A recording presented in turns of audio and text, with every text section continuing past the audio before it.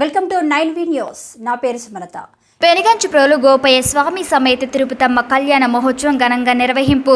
ఎన్టీఆర్ జిల్లా పెనుగంచిప్రోలు ప్రతి సంవత్సరం వైభవంగా జరిగే గోపయ్య స్వామి సమేత శ్రీ తిరుపతమ్మ అమ్మవారి కళ్యాణ మహోత్సవం ఈసారి మరింత ఆడంబరంగా జరిగింది. వేలాదిగా భక్తులు హాజరై అమ్మవారి అనుగ్రహం పొందారు.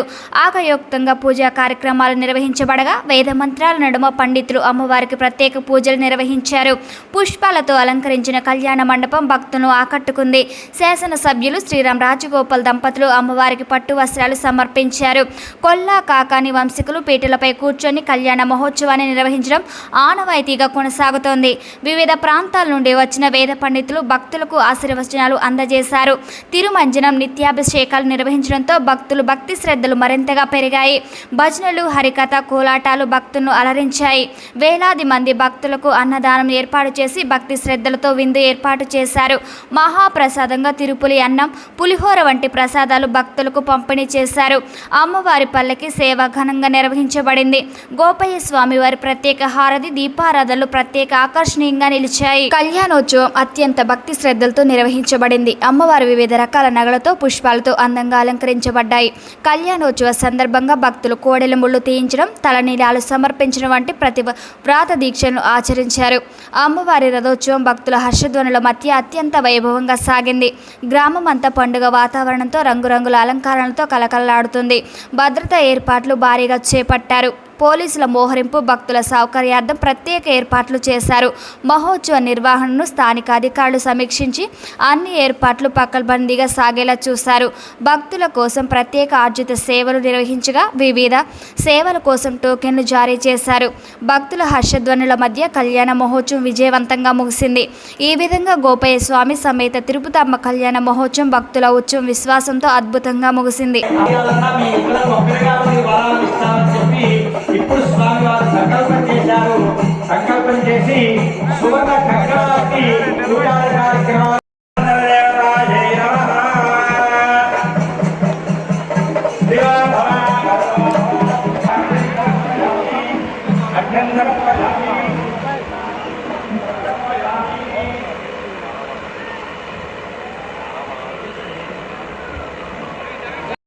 ధరిస్తారు. కళ్యాణ కంకణాన్ని అంటే ఎటువంటి ఆశూత్రములు సోకకుండా ఉండేందుకు రక్షాబంధన కార్యక్రమం పీటల మీద కూర్చున్న వారి తర్వాత అమ్మవారి గౌరీ కంకణాన్ని, అయ్యవారు రక్షాబంధన కార్యక్రమాన్ని ఇవన్నీ కూడా నిర్వహిస్తూ ఉంటారు. అలాంటి కళ్యాణ కంకణాలకి యథాశక్తిగా ఉపచారములు ఇవన్నీ కూడా నిర్వహిస్తూ ఉన్నారు. ఓం రక్షాబంధన దేవతాయై నమః, ఓం అనంతాయ నమః, ఓం శేషాయ నమః.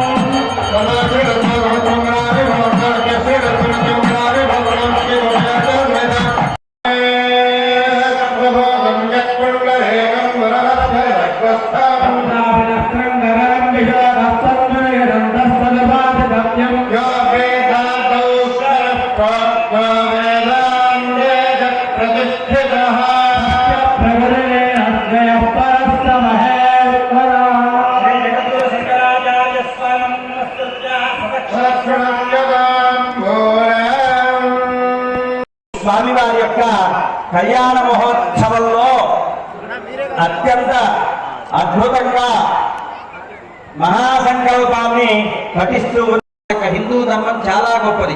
వాళ్ళు ఎలా ఉండాలి అంటే త్రిమూర్తులు బ్రహ్మ, విష్ణు, మహేశ్వరుడు.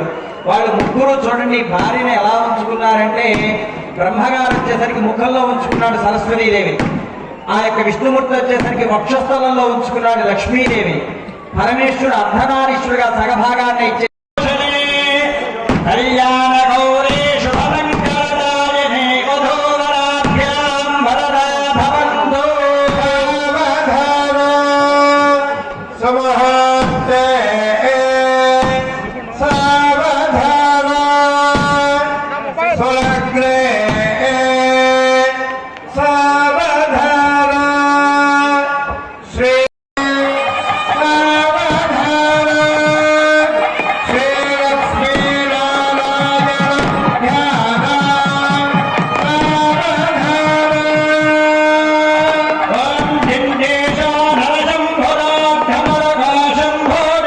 ఒక్కసారి గోవిందనామస్మరణం గట్టిగా చేస్తే అమ్మవారి యొక్క అనుగ్రహం మనందరికీ లభిస్తుంది. ఏడుకొండల వాడ వెంకటరమణ గోవింద గోవింద, గట్టిగా గోవింద గోవింద. కాబట్టి అదేవిధంగా దేవాలయ ధర్మాదాయ శాఖ వారి తరఫున మా కార్యనిర్వహణాధికారి కిషోర్ బాబు గారు, అదేవిధంగా పోలీస్ శాఖ వారి తరఫున, రెవెన్యూ శాఖ తరఫున, భక్తులందరి తరఫున పరమ పవిత్రమైనటువంటి మంగళ సూత్రములు తెచ్చారు. అలాంటి మంగళ సూత్రాన్ని